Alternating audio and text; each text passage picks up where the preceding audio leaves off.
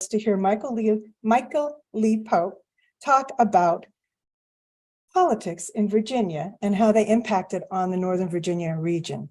So let me tell you a little bit about him. He is an award-winning journalist. He lives in Old Town, but we won't hold that against him.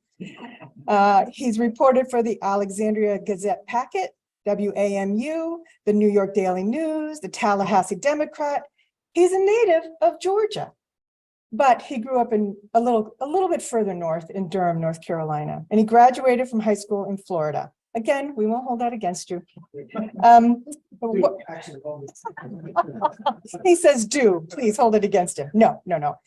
He has a master's degree in American Studies from Florida State University, and he has 5 books, all of which are for sale here tonight. And he will be happy to sign them for you. Thank you so much for doing this for us. Thank you. Please welcome Michael Lee Pope.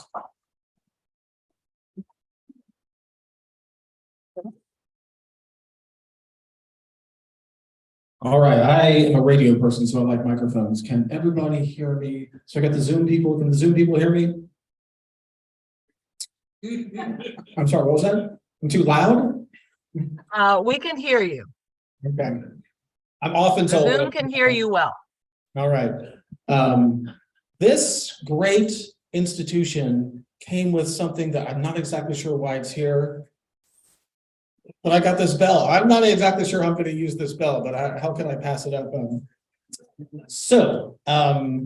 Thank you so much for coming out tonight. I really appreciate you taking the time to learn about my new book, The Byrd Machine in Virginia, The Rise and Fall of the Conservative Political Organization. So I wanted to take a few moments to talk about why I wrote this book, why it exists. And I should have figured this out beforehand. Is this how I change the slides? That doesn't seem to have worked. But I could probably hit this screen, Maybe. Why the arrow key didn't work? All right. Let's see. No more. Okay, to this. Please hold. Technical issues. Sorry. So the reason why I wrote, there you go. How did you do that? That's a little awkward. So let me see what I can figure out here. There might be a shortcut. That seems to have worked. Yeah, you're good. All right. Now the key. Thank you so much. Okay. IT technology is great until it's no longer great, and then it's a pain. I wanted to tell you a little bit about why I wrote this book and why it came about. So almost 20 years ago, I moved to Virginia and I started asking questions about how stuff works. So it didn't take me long to hear about the nefarious influence of something called the Byrd machine. And I would hear about this over and over again. It was always something that was lurking in the background as an explanation for why things work the way that they do. So Virginia has only 3 statewide elected officials. That's a legacy of the Byrd machine. Virginia has a long history of shortchanging public education, the Byrd machine. Virginia is a place where unions just don't have the same kind of power that they do in other states, the Byrd machine. And then there's systemic racism, right? That's a legacy of the Byrd machine. Now, Virginia has all these different parts of the Byrd machine that are legacies, right? So perhaps the most notorious legacy of the Byrd machine is something called massive resistance, right? Closing public schools rather than put Black children and white children in the same classroom. So all these things are legacies of the Byrd machine, and it's an ongoing legacy. So the Byrd machine may have fallen apart in the late 1960s, but in many ways, the system is still with us, like a zombie machine kind of aimlessly wandering around. So I wanted to start by taking a look at political machines. So this is an 1871 cartoon called The Brains by Thomas Nast. It's about Boss Tweed and the Tammany Hall political machine in New York City, which is probably the most famous political machine in American history. So if you know anything about political machines, you probably know something about this one. But it's not the only one. There's also James Pendergast in Kansas City, James Michael Curley in Boston. So these were all big city political machines. Things worked a bit differently in the South, though, where the good old boy networks of small town Dixie used a combination of patronage and electioneering to maintain power. So this is where the Byrd machine defied the odds, staying in power way longer than any of the other political machines, outlasting Boss Crump in Tennessee and even Huey Kingfish Long in Louisiana. So from his perch as chairman of the Senate Finance Committee in Washington, D.C., Senator Harry Byrd controlled Virginia politics with a kind of animal instinct that prevented anyone from getting anywhere close to the reins of power. As Time magazine noted in 1958, quote, "The Byrd machine is an oligarchy composed of the few chosen by the few to make decisions for the many." The origin of the Byrd machine is often traced to the day that this guy, Harry Byrd, became chairman of the Democratic Party of Virginia in 1922, so 100 years ago. That's a position he used to carefully oversee the flow of money and power. So the Byrd machine was a statewide operation, but it operated as a kind of network of courthouse rings. Sheriffs, judges, clerks of court, right? They all conspired to hold power by using the mechanics of elections to control outcomes. The New York Times explained it this way in 1949, quote, "It has become as much a fixture in the comfortable cloistered life of the people of this state as, say, their faith in the Confederacy, or their addiction to buttermilk biscuits, or Smithfield ham." This is the New York Times, by the way. To relate Senator Byrd to this palpable monolith is a little like debating the divine origin of the scriptures. You know the answer, but just try to prove it. So this is the New York Times view of Virginia in 1949. Addiction to buttermilk biscuits and Smithfield ham and the Confederacy, right? Probably we might want to reevaluate that for our modern audiences. But the center of the center of power. The center of power for the Byrd machine was this place, the courthouse. So this is your local courthouse in Arlington. At the time, it's actually, this building is no longer around. But this is where the organization functionaries kept the engine humming along, and election after election. County seats across Southside Virginia, up and down the Shenandoah Valley to the Eastern Shore, and even here in Arlington at that courthouse. All these places competed with each other to see who could provide the most lopsided victory for the machine candidate. The old Confederate statue guarding the courthouse, not this courthouse, but most of them, was a not so subtle hint that retrograde forces were at work. Few people held as much power or had as much influence as the local clerk of court, who was welcomed in the back room of the senator's Washington office and in the hotel suites of his lieutenants in Richmond. Historian Harg Wilkinson put it this way, quote, "There will always be a certain mystique surrounding the manner in which the organization picked its candidates for governor. From the informal give and take to the courthouse preferences, the senator's own wishes, and the choice of the senator's closest advisors, a preferred candidate usually emerged and proceeded to an almost certain victory in the forthcoming Democratic primary and in the general election." So courthouse clerks organized local elections for the organization candidates, aided by the sheriff and the Commonwealth's attorney. Members of the local board of supervisors worked as the public face of the campaign team, as did the delegation to the General Assembly. Behind the scenes, the chief judge of the circuit court would encourage support from the organization candidate by offering to use his power to appoint key positions in the jurisdiction, patronage. The bread and butter of any political machine is patronage. And in the Byrd machine, it flowed through the courthouse during election season as judges named members of everything from your local electoral board to the school board, to the welfare board, to the board of reassessors. They were all appointed by the chief judge. Wilkinson explained it this way, quote, "Candidate appearances also featured a handshaking tour near the courthouse, followed by impassioned eloquence before a small but sympathetic courtroom crowd. Large fans hanging from the high ceilings to break the heat of a July afternoon, light green courtroom walls broken only by the faded pictures of county fathers and former circuit court judges. Harry Byrd grimly warning a grasping federal government. Such was the classic snapshot, which would soon take its place beside the New England town meeting and the presidential whistle stop in the gallery of fond political memories." It's Harvey Wilkinson. So how did all this happen? How did we get this machine that ran Virginia politics for 50 years? In order to answer that question, we need to go way back to the Civil War and meet this guy, former Confederate General William Mahone. After the Civil War, he transformed himself into a railroad executive and then ultimately a United States senator who created Virginia's first political machine. So the Byrd machine was not the first political machine. It was not the second political machine. It was actually the third political machine. So we have to learn about this guy first.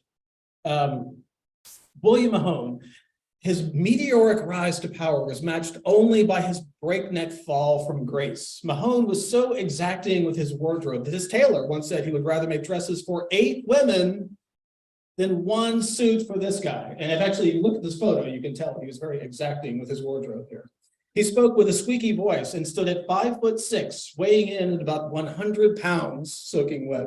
But don't let that fool you. He ran a cutthroat operation that seized power after Reconstruction and kept its steely grip on Virginia politics for as long as possible. Historian C. Van Woodward put it this way, quote, "In the whole gallery of Southern figures of this generation, he stands out as one of the boldest and most enigmatical. Mahone was a self-made man, not to the manner born, yet possessed of an imperviousness of will and manner and an overweening confidence in his own destiny."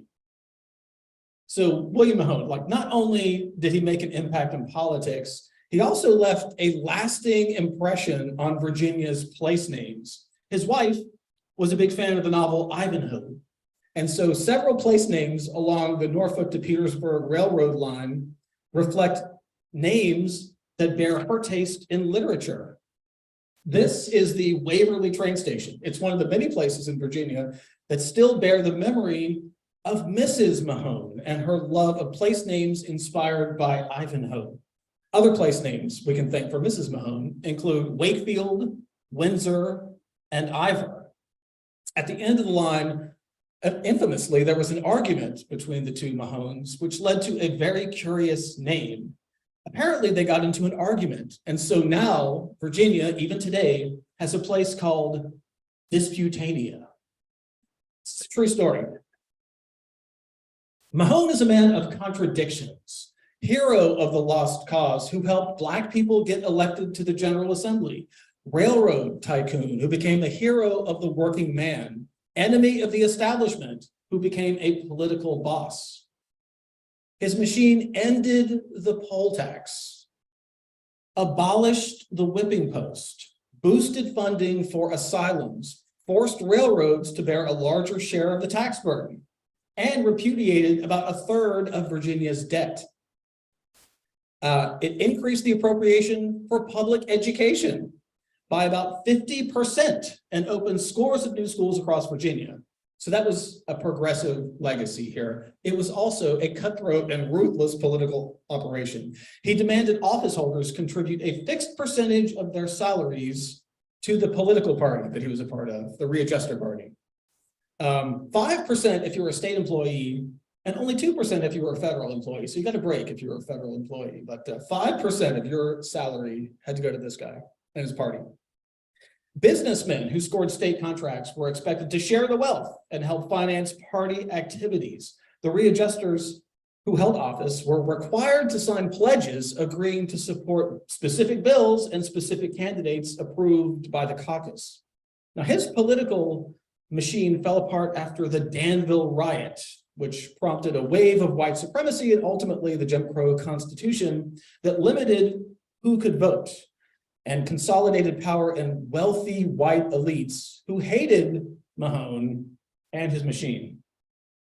That's when new rules around voting swept this man into power. Thomas Staples Martin. This is the second political machine. This guy is a lawyer from Scottsville who was counselor for the Chesapeake and Ohio Railroad. He was, like as I said, had the second political organization in Virginia, which was largely created as a reaction to the Mahone machine. The source of his power was railroad money. Railroad executive, big railroad money, that's what he used to grease the wheels of his political machine. So this was an era with concerns about election integrity. Between 1874 and 1900, no fewer than 20 congressional elections had been officially contested. So that led to a constitutional convention to write new rules.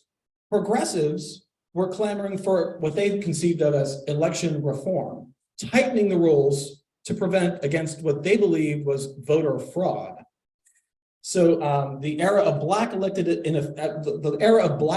officials in Virginia was about to come to a close. Enter this guy, Senator Carter Glass. Like many people of the era, Carter Glass was a newspaper man.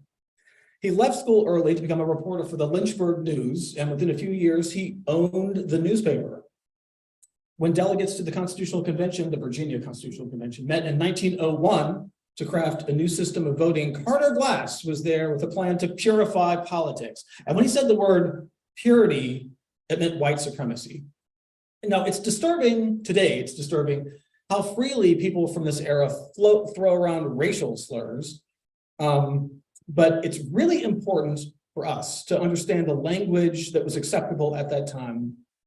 And so if you look at the official record of the convention, it includes this quote from Carter Glass. This is a famous quote, "The plan of popular suffrage will eliminate the darky as a political factor in this state in less than 5 years."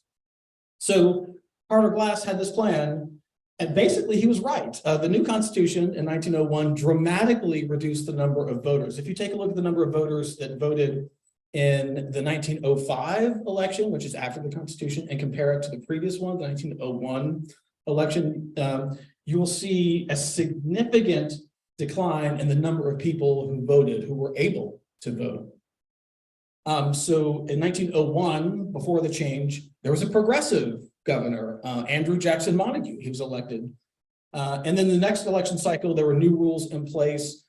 About 35% fewer voters actually were part of that election. And the machine candidate, Claude Swanson, was elected in 1905. Swanson was part of the Barton machine. So the progressives, there's an irony here. The progressives were the one who were pushing for election reform. They thought it as like a good government movement to end what they thought, was election fraud. But they ended up handing the keys to the kingdom to the political machine, whose leaders, ironically, were reluctant to change the existing system. They knew how to work the existing system, so they wanted to keep it where it was. Thank you very much. But since they got a new system, as it turns out, they benefited tremendously from the new system. Historian With Holt explains it this way, quote, "The reform of the electorate boomeranged on the reformers. It reduced the electorate by 1/2, removing the voting power at the bottom, which probably would have supported reform."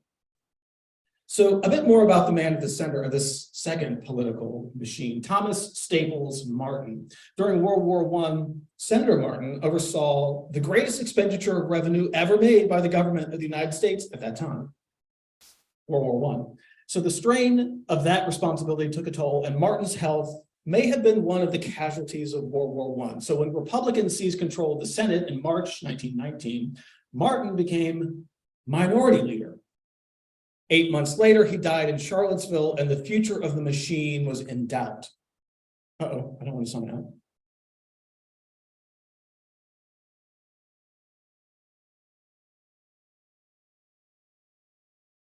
Obviously a fan of the machine here. The machine is a fan of the machine.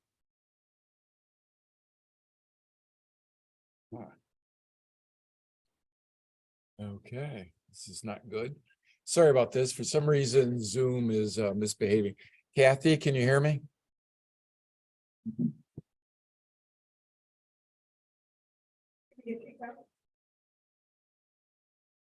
Yeah.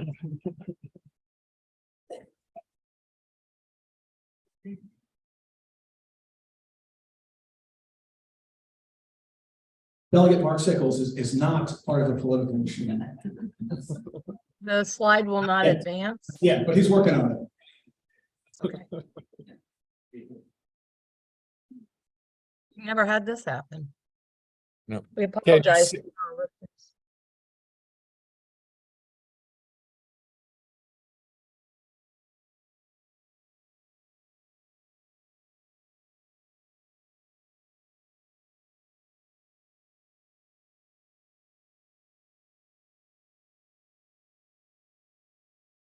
I apologize. He is gonna sign back in and see if that will fix the problem.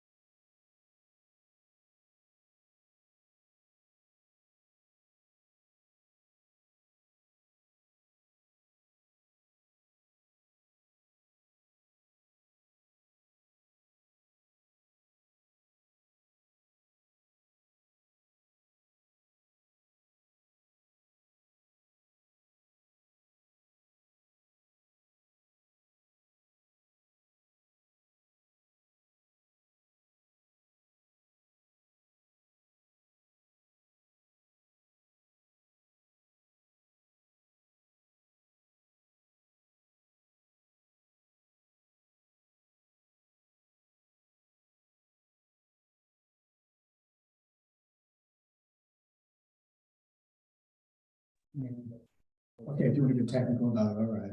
We got a budget amendments. I can Probably. hear you. Pretty To those close. in Zoom, we are trying to, for some reason, keeps getting kicked off. So we're hoping that we got it corrected. This has not happened, but as we said at the beginning, technology is only as good as when it works. Kathy, it should be Yeah. working now. Okay. All right. Okay. So, All right, thank you, thank you. All right, I was just about to get some news out of Mark sickness, but maybe that's one, all right. Where the heck was I? The Thomas Staples Martin, World War I took his toll, he died. There in the Richmond Times Dispatch, the obituary for Thomas Staples Martin said this, quote, "For more than 20 years, this Virginian was a master of party politics in the state. He himself never suffered defeat as a candidate, and few of the men he nominated for office and behind him whom he threw his full support were rejected at the polls." So pretty impressive record here for Thomas Staples Martin. Not a household name today. In fact, this is the portrait that used to be in the Capitol. It was removed. Eileen Fillercorn actually took out this portrait of Thomas Staples Martin and replaced him with a landscape. So I'm sorry. His death in 1919 left a vacuum, and it was a vacuum that was filled by a young guy named Harry Byrd. So Harry Byrd was born with a silver spoon in his mouth, although it was a tarnished antique. His family could trace its history all the way back to the Blue Bloods of the 17th century, a time when William Byrd arrived on the banks of the James River and fought in Bacon's Rebellion. His maternal grandmother was a daughter of a US senator and ambassador to England. So by the time a young Harry Byrd was born in the summer of 1887, Virginia was in a state of genteel poverty. Historian Alden Hatch put it this way, quote, "Paint was peeling off the noble Corinthian columns of the great mansions, roofs were leaky or obviously patched, and every man over 30 could remember the time when federal troops, the carpetbaggers, were going hungry because of devastated fields and stolen cattle, the wreckage of the economy." So after Harry Byrd's father was elected Speaker of the House of Delegates, a young Harry Byrd decided to take charge of the family business, the family newspaper, which was struggling to make ends meet. So when a young Harry Byrd took control of the Winchester Evening Star, it was in very sorry shape. Advertisers were notoriously late paying for their spots in the paper, and many skipped out altogether. By the time the debt to the Antietam Paper Company had grown beyond $2,500, the company refused to ship any more paper on credit. So Harry Byrd had a crazy idea to save the newspaper. Pay as you go. Here was the plan. He would drive all the way to the Antietam Paper Company in Maryland every single day and buy one roll of paper. That's all he could afford, the one roll of paper. And then the next order of business was driving back to Winchester and tracking down all those derelict businessmen who weren't paying their bills and getting the money. And then the next day he would do it again. If the Winchester Star went out of business, he argued, readers in Winchester would have only one other advertising option, the news item. Nobody wanted to advertise in the news item, right? That was the rival newspaper owned by George Norton, and it would have a monopoly on all those unpaid bills if there was no Winchester Star around. This was the argument he was making. So the newspaper business was not really the source of financial success. The real apple of his eye was apples. The apple business. Okay, so as a 19-year-old, Byrd started working to harvest the apple orchards in Winchester. So during apple season, he lived in a truck that was like a house on wheels, a vehicle that also carried the spray rig and all the tools. By 1911, he was able to save up enough capital to buy a plot of land on Hawthorne Drive in Winchester for an orchard of his own.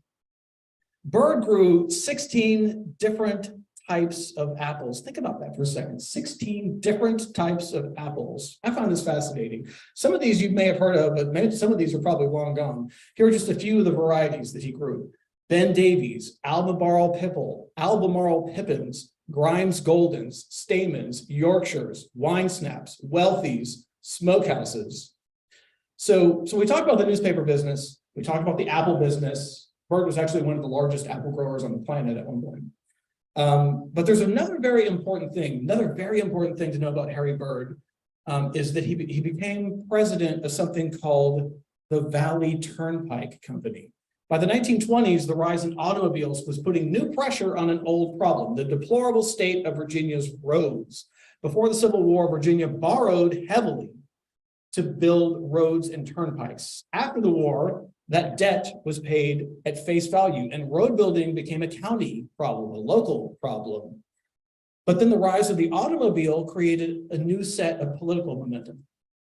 A young state senator, Harry Byrd, led a campaign to force a new system of financing road construction, pay as you go. So he grafted what he learned in the newspaper business into politics in the state Senate to oppose the people who wanted to do debt financing. So he has a pay as you go mentality here. So in the early 1920s, many senators were hopeful that they could persuade voters in a statewide referendum to approve a plan of debt financing for Virginia highways. Byrd said, over my dead body, you're going to do that, and led the forces against debt spending.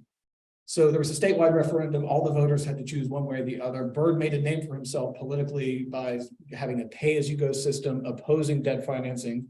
Historian Stanley Willis put it this way, quote, "Here's an example of the methods of the new organization. Increasingly, there would be less room for it less room in it for those who chose to follow paths even slightly inimical to the dominant faction.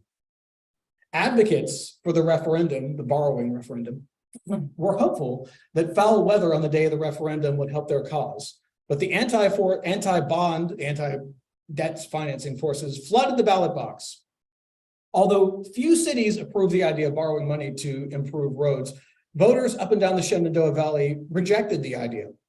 So too did rural farming communities in Southside and Central Virginia. Harry Byrd marshaled his forces into a statewide operation, and he earned a reputation for himself as a political leader who had an iron fist concealed underneath a velvet glove. As Stanley Willis notes, quote, "With this victory, the Byrd era publicly began." So Harry Byrd was elected governor in 1925 at the age of 38. This is very young, actually, for a governor to be elected at 38. He famously refused to wear a silk hat to the inauguration to avoid being called what one voter said was Silk Hat Harry. He didn't want to be Silk Hat Harry, so he didn't wear the silk hat. His most significant accomplishment during his term as governor was the so-called short ballot. This is very important, eliminating the election of all the cabinet officials and making them all appointments. So if you think about this for a second, in other states, voters elect the person that oversees elections. We don't do that in Virginia. In other states, they elect the person who oversees the education system. We don't do that in Virginia. The governor has the power to appoint all those people. Voters don't appoint them, the governor appoints them. That's the short ballot. The most significant thing that happened when he was in the governor's mansion.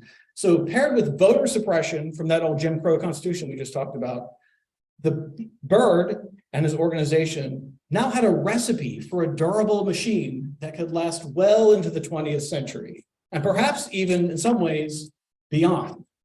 After his term as governor, Byrd is appointed to fill a vacancy in the United States Senate when Franklin Roosevelt appointed Senator Claude Swanson as Secretary of the Navy.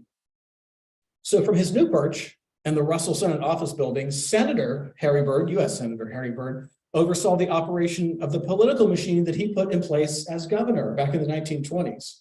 During its time in power, the Byrd machine faced a labor crisis. They faced opposition from young war vets and ultimately self-destructed over the civil rights movement. So first, the labor crisis. This is the Virginia Electric and Power Company, known at the time as VEPCO. This is now what's known as Dominion Energy, same company. Employees here decided that they wanted better working conditions and better pay, so they started organizing for a strike. But then they came across this guy, Governor Bill Tuck, the Byrd machine governor from the time period, who wanted to thwart the power of the unions. The 235-pound Bill Tuck described Democratic national leadership as political rapscallions. He didn't like the Democratic Party very much, leadership of the Democratic Party. He castigated opponents as Washington wastrels and Union churls.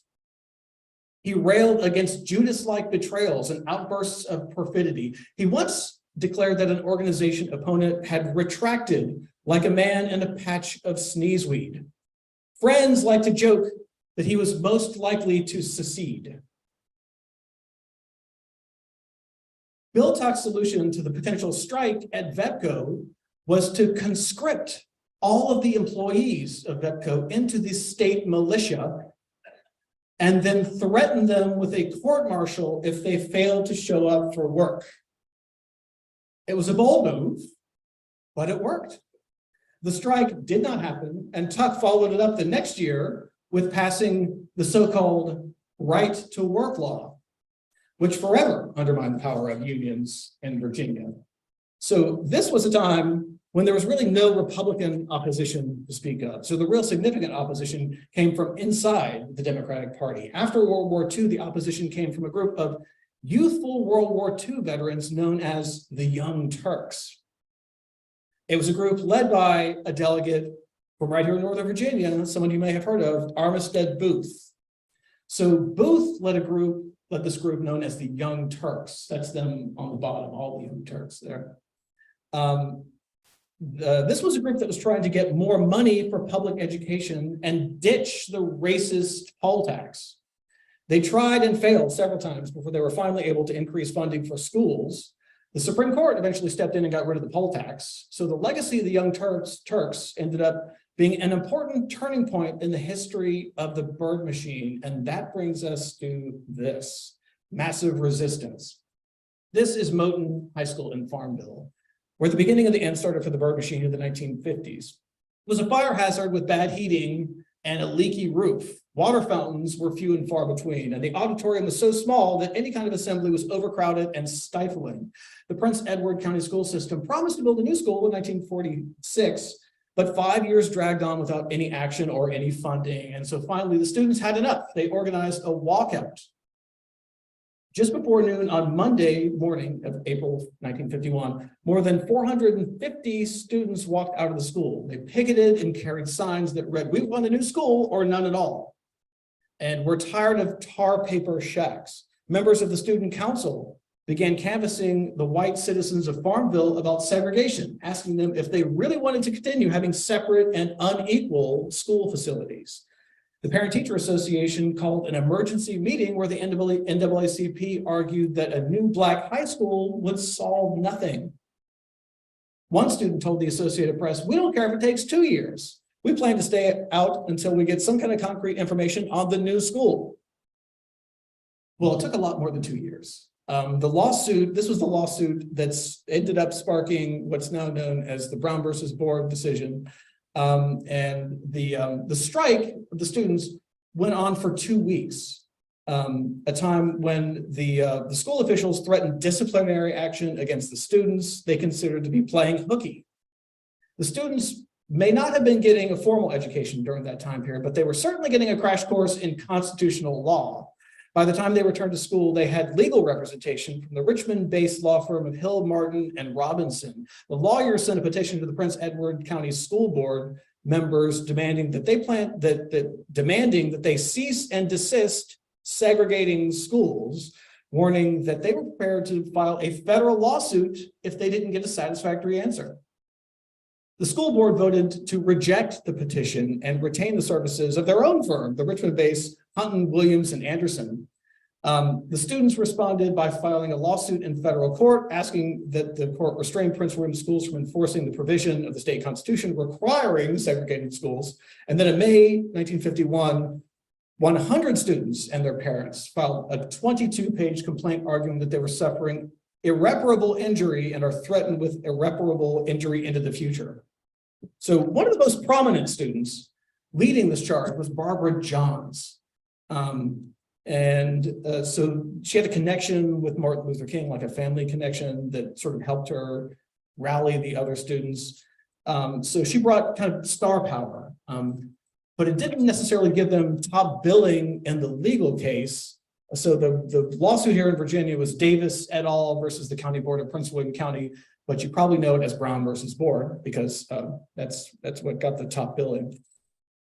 But so the story of massive resistance does not end well for the Byrd machine. In fact, the machine never really recovers from this racist fiasco. The beginning of the end was when Governor Lindsey Almond went on radio and television to deliver a blistering speech that left no doubt in anybody's mind that he would do whatever was necessary to continue unyielding resistance of race mixing in Virginia's public schools. He also managed to mix in some culture war rhetoric that actually might be familiar today. So this is what he said in his infamous speech, quote, "To those who defend or close their eyes to the livid stench of sadism, sex, immorality, and juvenile pregnancy infesting the mixed schools of the District of Columbia and elsewhere, let me make it abundantly clear for the record, now and hereafter, as governor of this state, I will not yield to that which I know to be wrong and will destroy every rational semblance of education for thousands of children in Virginia." One hell of a speech, really. Many people assumed that he wouldn't be saying these things unless he had a plan to prevent integration, when in fact he did not. 8 days later, he appeared before a joint session of the General Assembly and admitted that all he could do was minimize race mixing in the schools. Richmond Times-Dispatch editor Virginia Stabney responded this way, quote, "The massive resistors were thunderstruck," adding Almond was sneeringly referred to by some thereafter as Benedict Almond.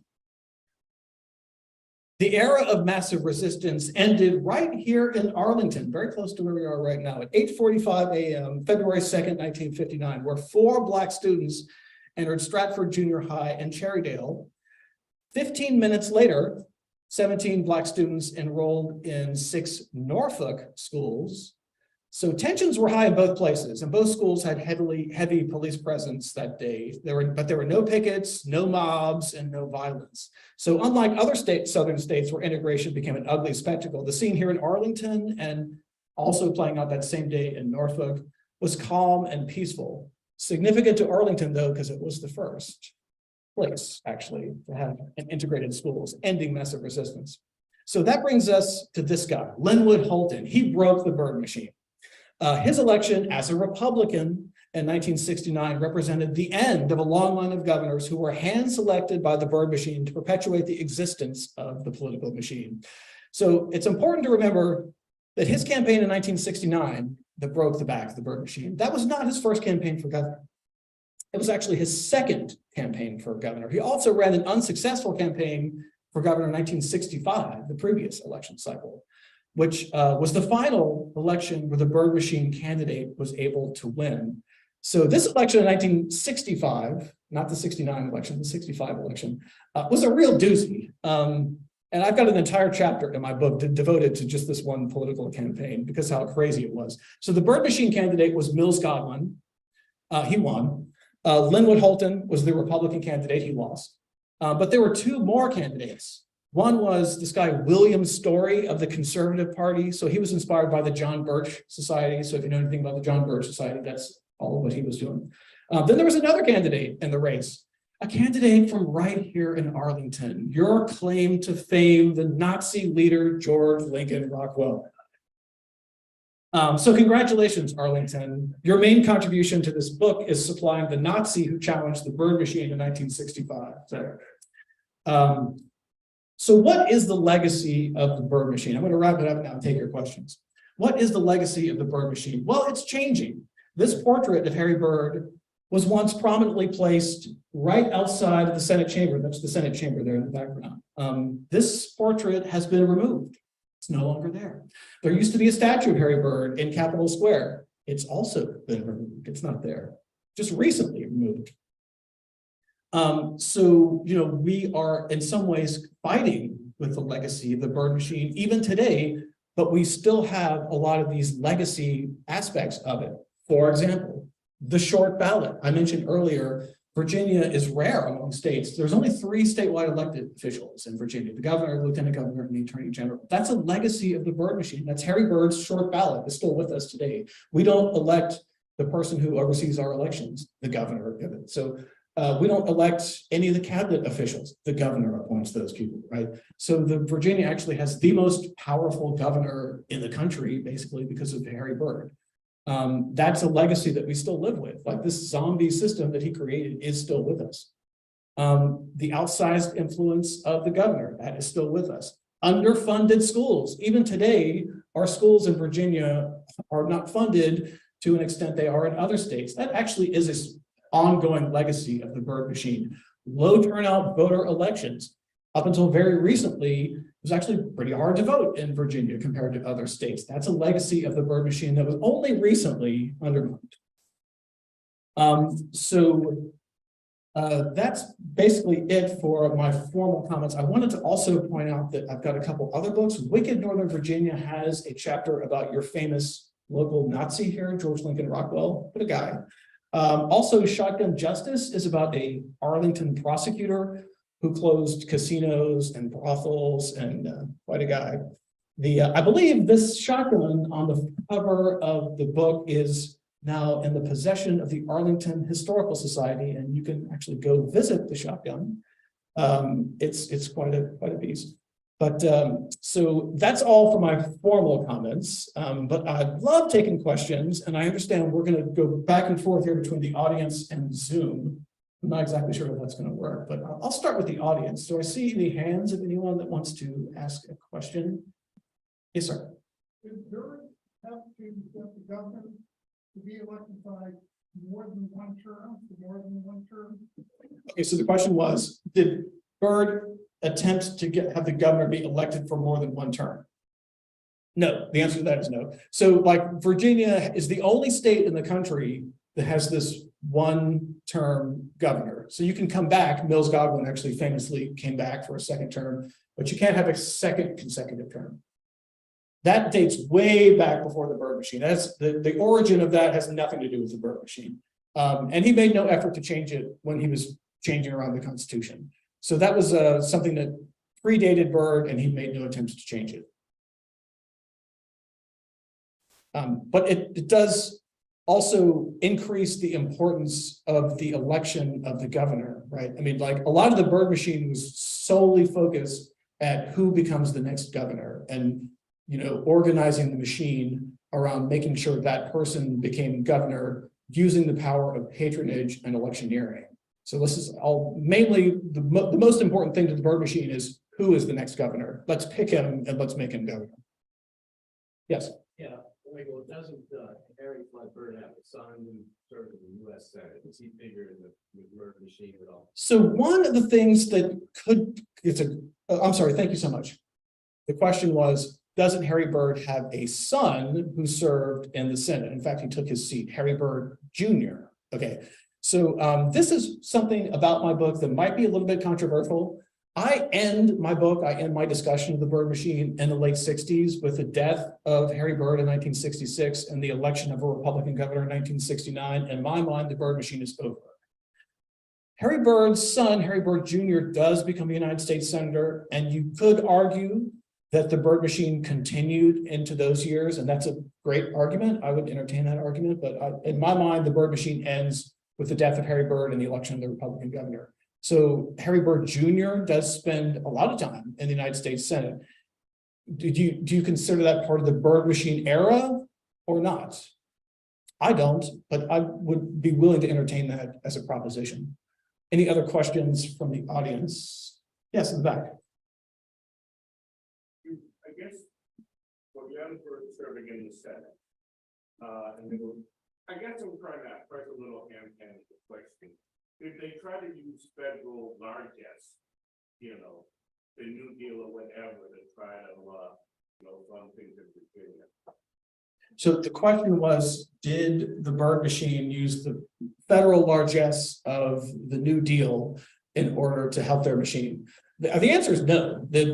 Harry Byrd hated the New Deal. I mean, he hated Roosevelt. I mean, if you think about the mentality of big government, New Deal people using government for radical things, this is exactly the opposite of what Harry Byrd, his conservative political mindset. He didn't like debt spending. He didn't like the New Deal.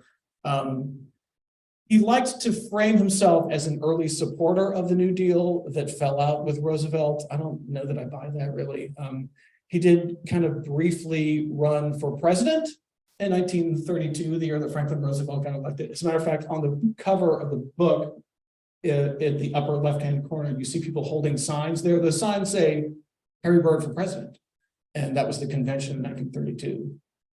And so he kind of ran against Roosevelt in a way, and it ended up opposing the New Deal and opposing Franklin Roosevelt for many, many years. So yeah, they were kind of the polar opposites of that spectrum. We have a Yes. few questions from Zoom if you're ready for a couple from I'm the definitely Zoom ready room. for Zoom. I'll tell you what, I'll take this one question, I'll come to Zoom, I promise. Okay. Liked your book, Michael. Thank you very much. Great read. Okay, if you didn't hear that, he really liked the book and it was a great reason. I just want to make sure. There was one fellow that you left out. And that was Judge Howard Smith, Mm, who was a preacher of the Byrd machine. And he had a lot of influence on trying to stop the Civil Rights Act in 1964. And that sort of signaled the whole change nationwide. Yes, Northern Virginia Congressman, Byrd Lieutenant, was chairman of the Rules Committee, very influential guy, part of the Byrd machine. Came up, remind me his name again? Howard Smith, thank you. He was the 8th Congressional District, yes. And this is the currently the Byrd seat. He came up through the ranks. He actually was, most people don't know this about Smith, Congressman Smith, is that he actually worked for the Alexandria Gazette as an ad salesman early in his career. He later was a judge in the Alexandria courthouse. So he actually was part of that courthouse ring in Alexandria. There's a portrait of him in one of the courtrooms today. So he's still around, his legacy is still around. Very influential guy, as Rules Committee chairman, opposed a lot of the civil rights legislation. And yes, you are correct. I probably should have written more about him because his significance in the Byrd machine. But all right, but I promised Zoom I would take your questions. So Okay, I got some Zoom questions for you. Here's the first one. Question from Tom. What was Byrd's or the Byrd's machine role in Arlington's adoption of its at-large system for electing members of its county board? before we started, I was chatting about this very topic and kicking myself. I did not know more about this. So in what my previous book, Shotgun Justice, which happens in a distant past, when I was researching that, I came across lots of references to the Arlington County Board of Supervisors.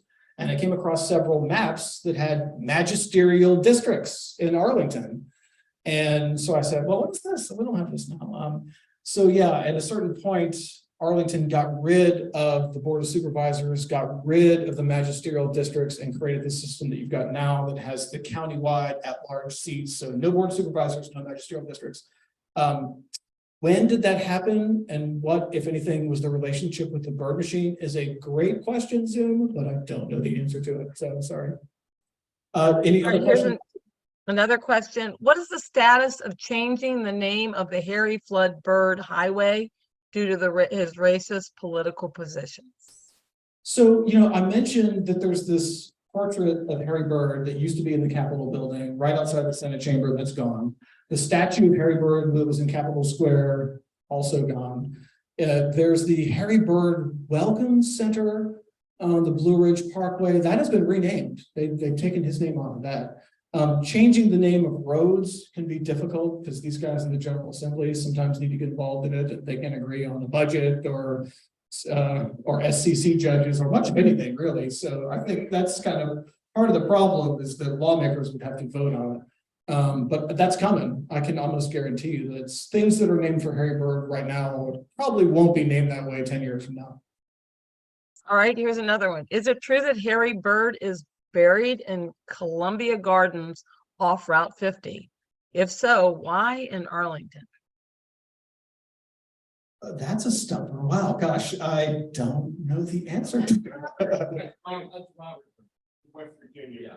Oh, that's a different, so I'm getting from the audience that's a different Byrd. That's Robert Byrd, the West Virginia senator, which is actually no relation to the Byrds that we're talking about. Okay, Still a good so we don't question. know. All right. And then can you comment on the impact of, I gotta scroll down for this one. Hold on just a second. Can you comment on the impact of urban suburban population growth and reapportionment, one man, one vote, as eroding the courthouse system of the rural counties? Yeah, okay, so this is probably a more complicated answer because at the end of the Byrd machine, they had something called multi-member districts. And some people in this room might remember multi-member districts. I was recently chatting with Ken Plum, who's retiring, and I was asking him about his career. So he was first elected to the House of Delegates in the late 70s and likes to see himself as someone who began his career in politics fighting the Byrd machine. And in his mind, one of the main reasons in the 1970s that the Byrd machine was still around is these stupid multi-member districts. So it's like, it was a huge swath of Northern Virginia and it had 5 delegates. So you didn't get elected to your district, you got elected to a huge, massive district that had 5 members. So you had to raise a ton of money and beat a lot of people in order to be part of this multi-member district. All right, so the courts later determined that this was unconstitutional. They got rid of it. And so, Ken Plum, again, first elected in the late 1970s, viewed that as a vestige of the Byrd machine that he wanted to get rid of. by advocating for merit selection of judges. Merit, so not anybody could be a judge. And in fact, in the Byrd machine, you often heard people who did not have, forget about being a lawyer, people who didn't have a college degree becoming a judge. People who might not have graduated high school were put in judge positions because the judges were so important. You wanted your person, you wanted your functionary to be a judge. And so you had a lot of selection of judges based on loyalty rather than what they would do as judge. And so that's a long way of answering your question. But yeah, the legacy, in some ways, the legacy of the Byrd machine was around for a very long time. And the urban-rural thing is really important too. The real power, the source of power was rural Virginia. It was not urban Virginia. And so that's the power base was the Shenandoah Valley, the South Side, you know, the rural farmland of Virginia, not the urban centers. And so, yeah, that was, that divide clearly is still with us today in many ways, right? So that's it for Zoom, but somebody did chime in and found that Harry Byrd Sr. and Jr. are buried in Winchester, Virginia. Winchester, of course, they're buried in Winchester. Yeah, now I'm going to go back to questions from the room. Yes.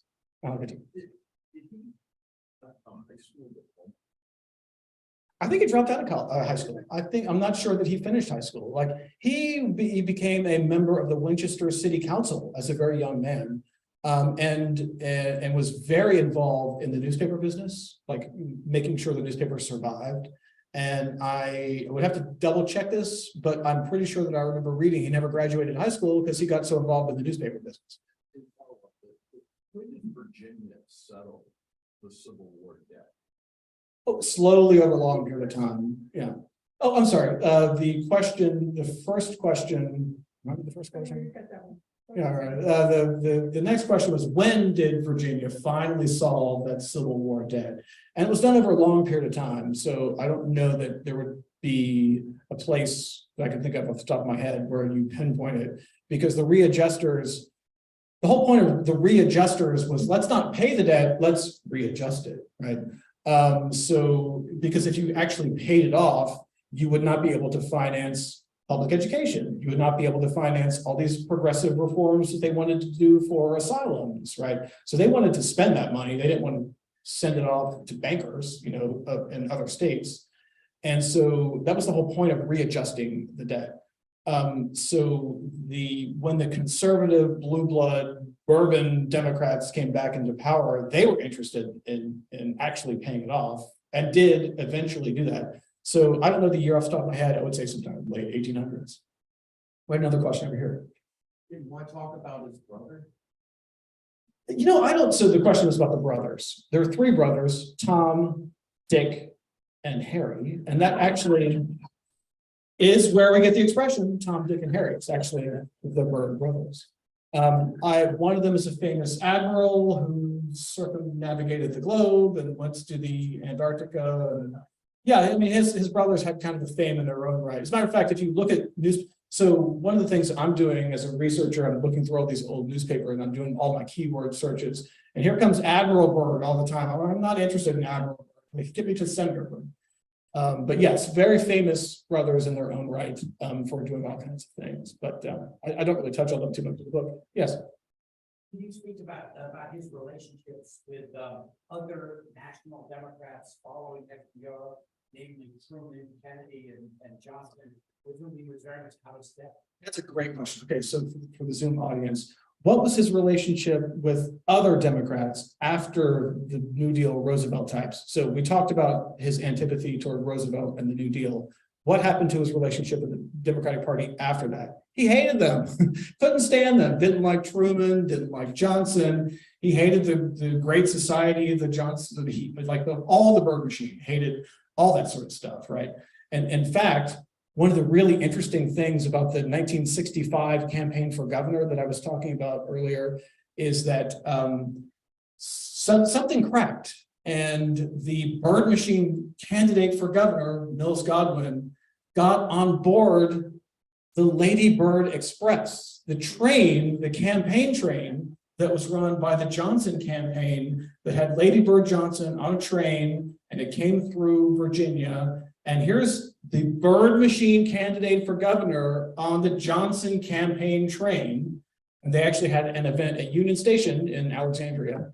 And so that was a real turning point, because you could tell things were about to fall apart because the Byrd machine was having an alliance with the Johnson campaign. That was weird.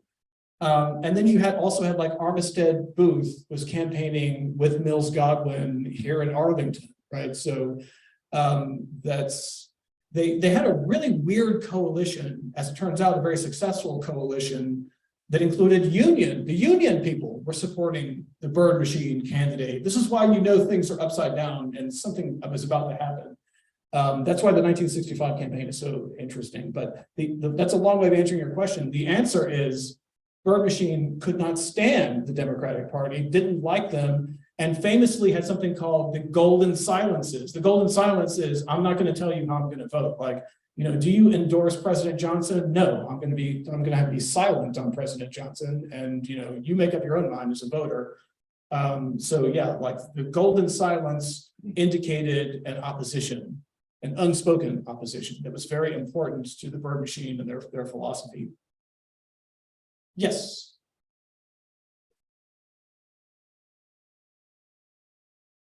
Why would they support? Because they didn't like the other candidate. So the question was, why would the unions support the Byrd machine candidate? So after what I just went over, the interesting history here of how the Byrd machine crushed the power of unions to the extent that even today, unions do not have the power. That's a legacy of the Byrd machine. Why on earth would the unions support Mills Godwin, the Byrd machine candidate for governor? The short answer is they didn't like the other candidates. They also liked the fact Mills Godwin got on the Lady Bird Express. Yeah, I mean, it was a shrewd move on Mills Godwin's part to campaign with Johnson because he picked up the union support, which he would not have otherwise. Other questions? Yes. Okay. The chat line where the Byrd organization would announce their candidates. Did he start that? How did he get to be a Byrd organization function? Yeah, well, those were kind of events. I'm sorry, the question, yes, the shad planking and where did that come from? Sort of what's the Byrd machine legacy? With shad planking is an annual event. It's like a picnic, right? Byrd had an annual picnic. It was a really big deal for a very long period of time. And it was like fried chicken and apples and, politicking. And I mean, that was just kind of almost how things were done necessarily. I mean, like you get people together and you press the flesh, and probably the reason you're in this room right now, Delegate Sickles, to see your constituents and campaign a little bit. And so, yeah, that was the point of the shad planking, is to press the flesh and get the votes that you need to win your election. So yeah, I mean, that's just kind of tried and true.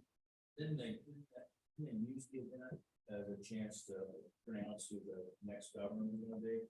Didn't they use the event to pronounce the selection for who the governor was going to be? Well, that, the selection of governor would sort of evolved over time. And oftentimes those kinds of events were sizing people up to figure out sort of where they were and if they had what it took to be the Byrd machine candidate. So that's another reason why they were important face-to-face time, to figure out, is he going to be our guy or not? And those were all really important things. Like those kinds of events played a very important role in all of the people. I mean, it was Byrd's opinion was obviously paramount, but he had a bunch of lieutenants too. Like it really mattered what Bill Tuck was the governor I talked about. He went out to be in Congress. So he was part of the Byrd machine for a very long time. His opinion also was very important, as were, like Lindsey Allman, people like that. Like all of these people kind of gravitated to pick the guy, right? And all that's very important. We have more questions. Yes. Do we recognize your voice originating from Richmond when we listen to public radio? The question is about NPR. If you're an NPR listener, you might recognize my voice. Also, I have a podcast. I'm one of the podcast listeners over here at Pod Virginia. Yes, I do appear on National Public Radio when I can. Yes. So you're closing. Do my closing. I'll do it as a closing. And I have a comment, one more from the Zoom too, when you get a chance. Okay, I have one question, I'll come back to. You mentioned Claude Swanson, we have a middle school named Swanson. He was part of the Martin machine, yeah. Yeah, so any more on what his role in later stuff? Well, he actually also appears in Shotgun Justice because the Martin machine, the Commonwealth's attorney at the center of this book was kind of a progressive reformer who was fighting against what kind of became the Martin machine. Claude Swanson was part of the Martin machine. And he was the candidate who won in that first post-Jim Crow election. So the 1901 election is pre-Jim Crow Constitution. That's the guy, Montague. And then they had this constitution where they sort of ripped out a third of the voters, or a third to half of the voters. And then, so you have this radically transformed electorate where there were far fewer voters. The machine takes over, and who gets elected governor? Claude Swanson. Claude Swanson is the first of the Martin machine governors. So, I mean, that's his place in the pantheon. And then later he is appointed by Roosevelt to become Secretary of the Navy, and he opens up a Senate seat that Harry Byrd is appointed to. So he actually plays an important role in Harry Byrd showing up in Washington. Any other? Yes.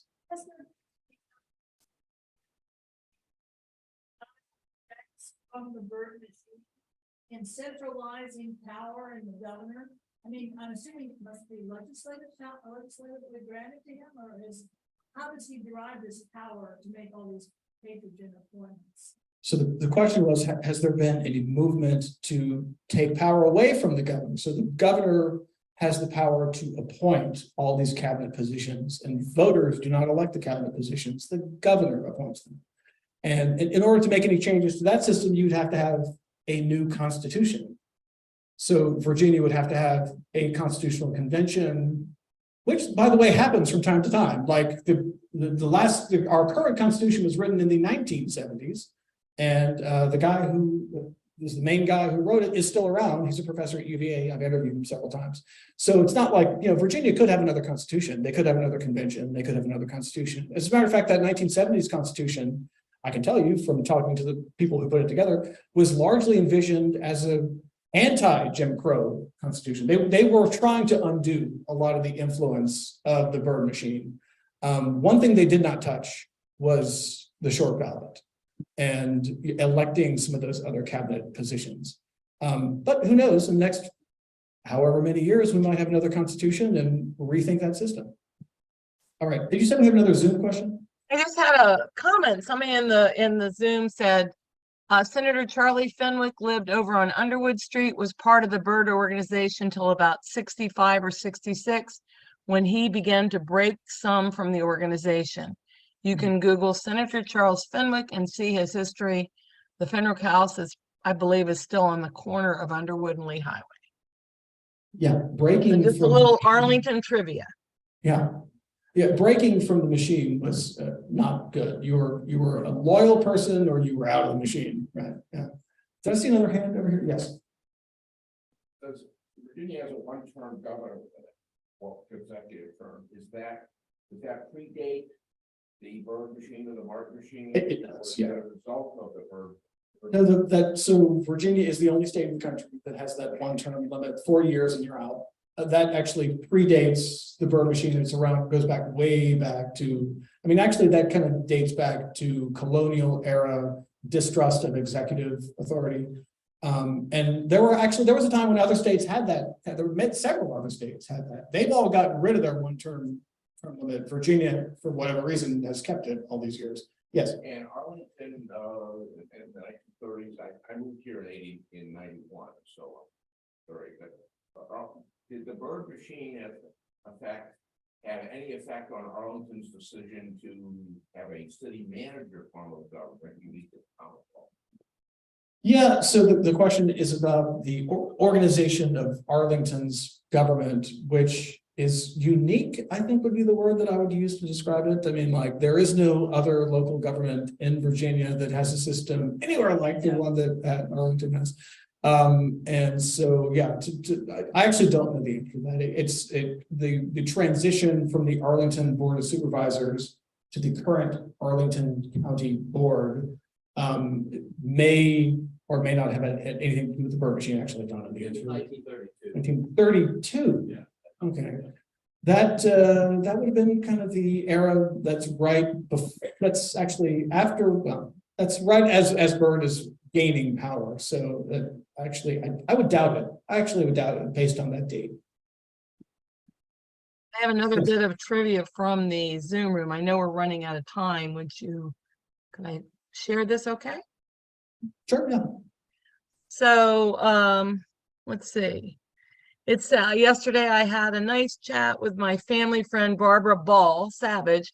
Her father, Frank Ball Sr., was a seatmate of Harry Byrd in the Virginia State Senate. Senator Ball was anti-Byrd Democrat, but got along personally with members of the machine. Maria Shreve, which was the wife of Senator Ball, was appalled at the manner in which workers were treated at orchards owned by Senator Byrd. Mhm. So that's a little, because Ball is a big name in Arlington. So that's another I bit. actually wrote about Senator Ball extensively in the Shotgun Justice. Actually, he plays a Okay, great. separate And role. thank you, because I know we're running out of time, but I wanted to share that, and thank you. Thank you.